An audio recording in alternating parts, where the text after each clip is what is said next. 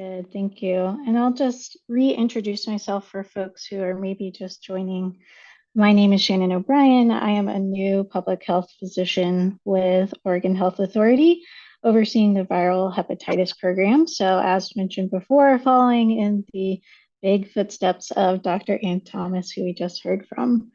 So I'm really excited to be here. And actually, you will be hearing from our entire viral hepatitis team, our small but mighty team of 3.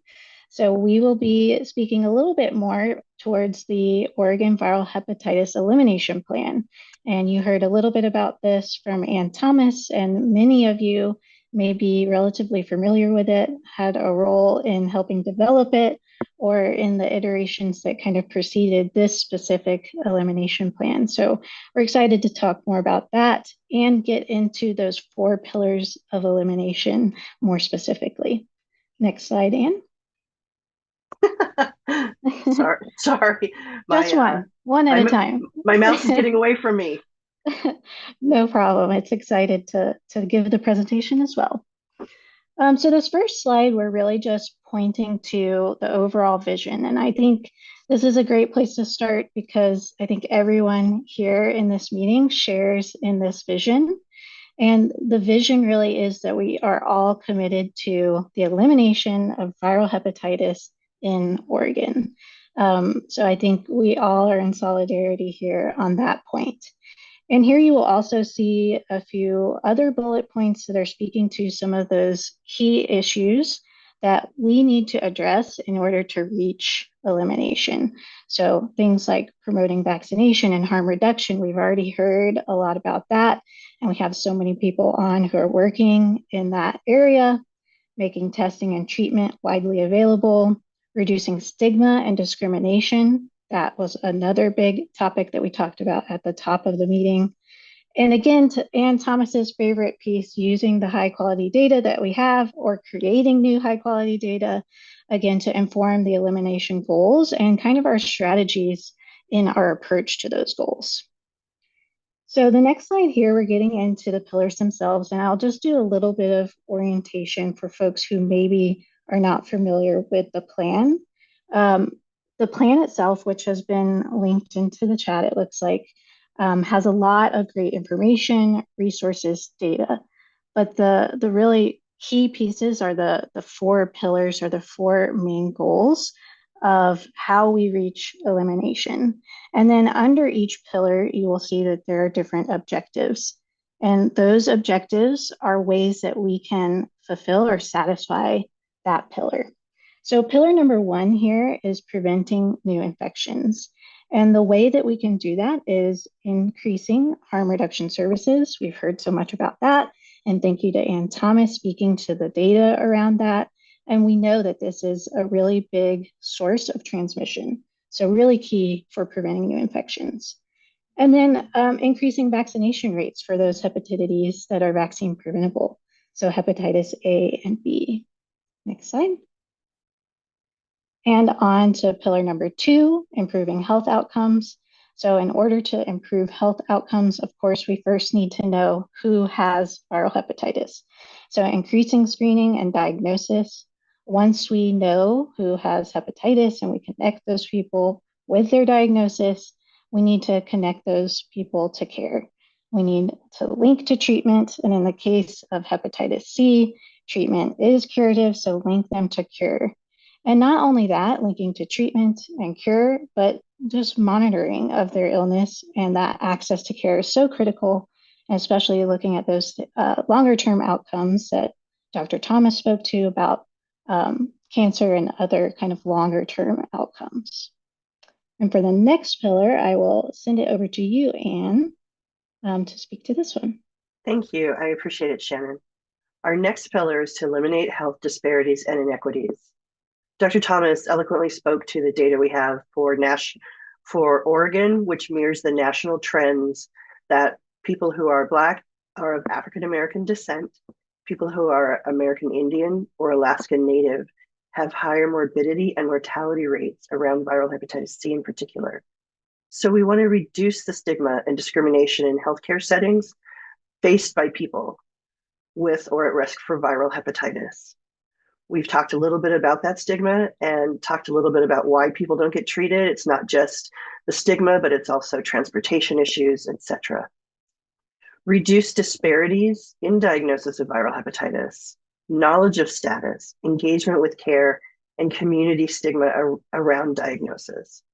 Harm reduction says any positive change, and it's any positive change for everyone, not just people that we can reach or people that come into our healthcare settings. Indeed, any positive change in health justice demands that we take a look at these disparities and work together to eliminate them. Gabriella? Thank you, Anne. I will briefly talk, and for those of you, maybe I should start by saying who I am. My name is Gabriela Escutia, and I am the hepatitis epidemiologist for Oregon. And I'm glad to be here today to talk about our 4-pillar. And so I will briefly go and talk about goal number 4 and the projects that are related to this goal for the elimination plan, which consists of improving surveillance and data usage for hepatitis. To achieve goal number 4, we propose 3 objectives as mentioned, as listed here. The first one consists of monitoring, control, and spread of viral hepatitis. This is done mainly through routine surveillance, and day-to-day case investigations of viral hepatitis are very valuable for monitoring trends and identifying cases or clusters that could warrant further investigation. In Oregon, all cases, all acute cases are investigated by local health departments. So our data is very complete for acute cases. Incomplete investigations of chronic cases are perhaps one of our biggest challenges because not all of our cases are investigated. So therefore, a few risk factors and clinical information of chronic cases is not fully complete. But it's also important to mention that as part of the Oregon Health Authority Hepatitis Elimination Plan, outbreak detection and investigation outbreak protocols were created, and which are already published in our website. They were published back in May 2023 to determine whether public health interventions are needed. We closely monitor the increase of rates of chronic hepatitis C cases in persons under the age of 30. Therefore, an internal data dashboard was created and provided as a tool to local health departments so they can closely monitor increases in chronic hepatitis C cases under the age of 30. And as Dr. M mentioned, this age group often acquires hepatitis C through injection drug use and likely represents recently acquired hepatitis C, since most people acquire this infection from drug use within the 2 to 3 years of initiation. The second objective focuses on monitoring racial and ethnic disparities. More complete and accurate data on race and ethnicity can improve the quality and usefulness of public health surveillance systems. And to improve data collection on race, ethnicity, language, and disability, an Oregon administrative rule was passed, not for all diseases, but we are trying to collect real data for hepatitis C cases.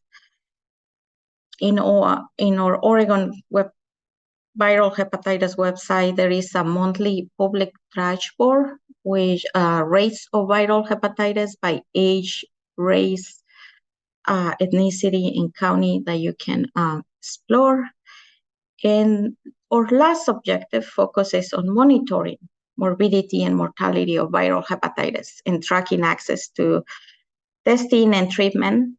Our most recent data on hospitalizations, as presented by Dr. Thomas, and Thomas, associated with hepatitis B and C in Oregon from 2016 to 2020 can be found in our website. But just briefly, we know that overall hospitalizations related to hepatitis C decrease, while hospitalizations for hepatitis B stay kind of stable. Hospitalization data was also analyzed by race and ethnicity, and tracking hospitalization for cirrhosis, liver cancer, and liver transplantation among individuals who are either hepatitis B or C allows us to monitor the burden of this disease, and updated data on this, it's upcoming. So the National Strategic Plan for the United States is that more than 80% of persons with hepatitis C to achieve viral clearance by 2030. In Oregon, we plan to post our cascade of care data annually in our website, and we aim to have this and perhaps next year, early 2024. Therefore, assessing towards the elimination goals requires monitoring hepatitis C clearance. And last year, our program started a pilot reporting project of negative RNA results to estimate the number of persons receiving confirmatory testing and treatment.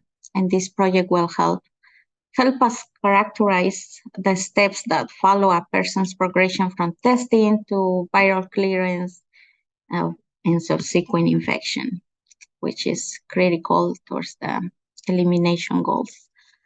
Thank you. Back to you, Anne. Thank you, Gabriela. That was very comprehensive. We appreciate it. It gives folks something to look forward to in the data. Mm-hmm. You may be asking yourself, well, you guys, how are you going to do this? What's your strategy for rolling these pillars out, for doing this elimination work? Well, that's why you're here, because we want to work with all syndemic, traditional, non-traditional partners to overcome the racist, oppressive policies and institutions that lead to health and social inequities across our urban, rural, and frontier areas in Oregon. We want to work with all partners, anyone who is invested in stopping the spread of and negative health outcomes associated with viral hepatitis among Oregonians. That means harm reductionists, that means peers, that means providers, it means health systems, it means laboratories, it means people in the substance use field. It means people who work in mental health and co-occurring disorder. It means working with CCOs and our Medicaid system. It means working with everybody who's here today and anybody you know who's interested in this work. The only way we're going to achieve elimination is by doing it together as a community.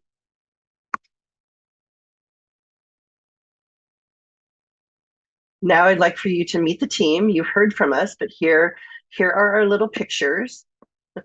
And these slides will be available to you. There's a bunch of resources on this slide.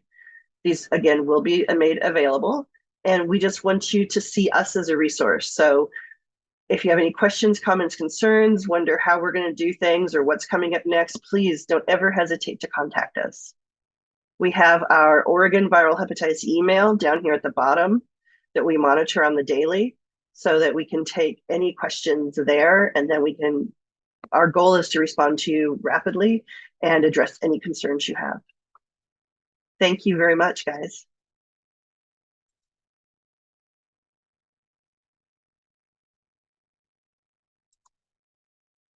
Do you have any questions for us? Comments or concerns?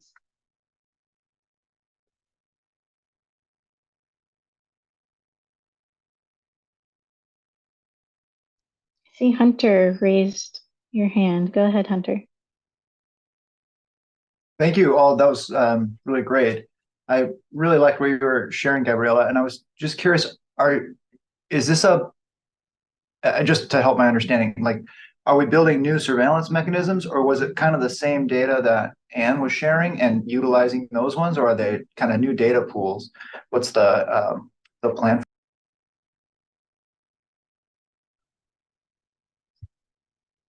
Hello, Hunter. Can you hear me okay? This is Gabriela. Yes. We're trying to use the same data that is reported to us. So we're using data from ELRs, all laboratory data, and kind of building a a file or a system within our surveillance system to analyze this data for a certain period of time.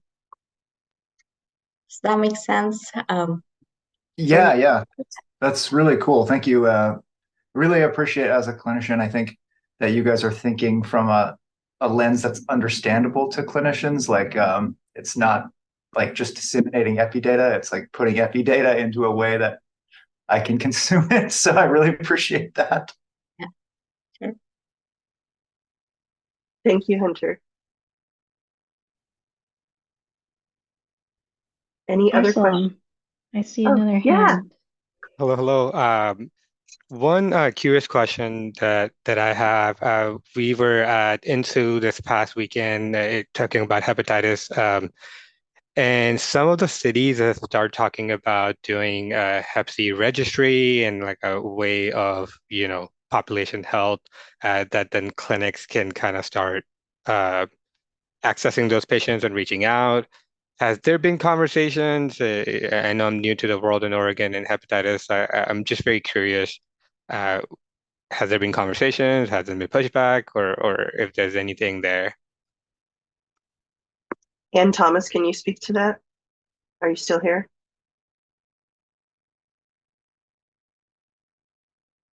I'm here. I'm sorry. Could you repeat that question? I'm very sorry. Yeah, some of the cities like San Francisco and some others have like hepatitis C positive registries where, there's multi-coordinated organization between CCOs and healthcare, and they're kind of like tackling registry from a health center perspective.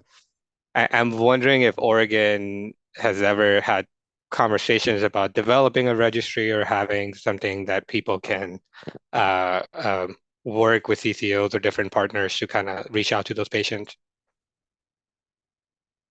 Yeah, that's a great concept. I think for us, what we have as a registry is what comes into our surveillance database. So people, with positive test results. So we have that. We, based under current, communicable disease statutes in Oregon, we're not allowed to share that with anybody. On the other hand, it probably would be possible if, CCOs or something, we probably could. Actually, I don't know. I wouldn't want to promise it. It seemed like there might be ways to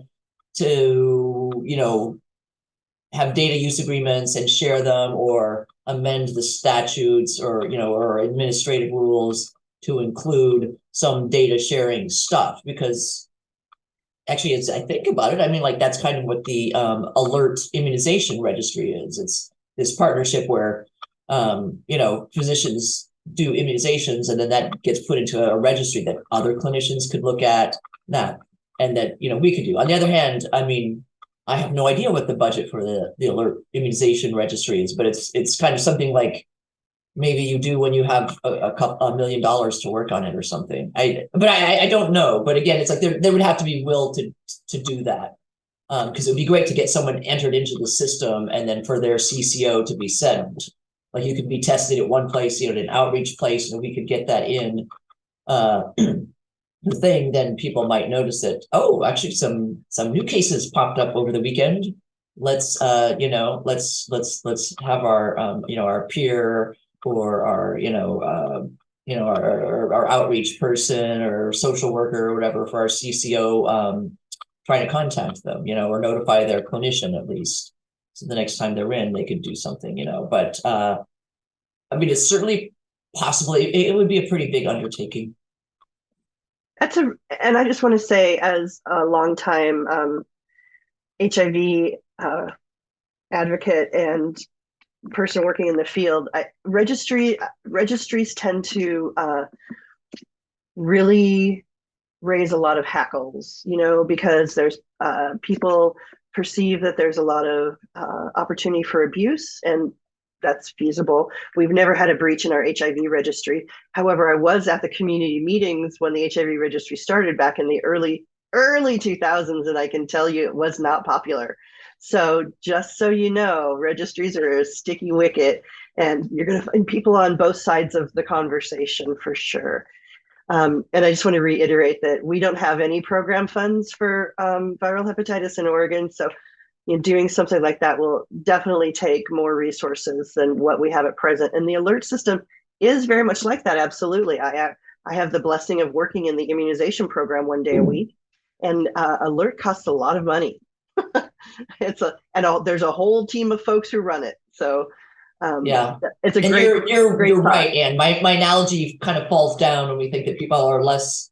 I mean, their vaccination data. I mean, they don't want their personal health information getting out there, but Hep C and HIV, and people will be like, oh, that allows the police to find out who's injecting drugs, and it's like, Yep. Don't go there, honey. Yep, that's exactly right. I think a lot of the peers. I can't speak for the peers, but I can speak to it having done a lot of outreach. I know the folks I've worked with before would not be into a registry. Are there any other questions regarding the pillars?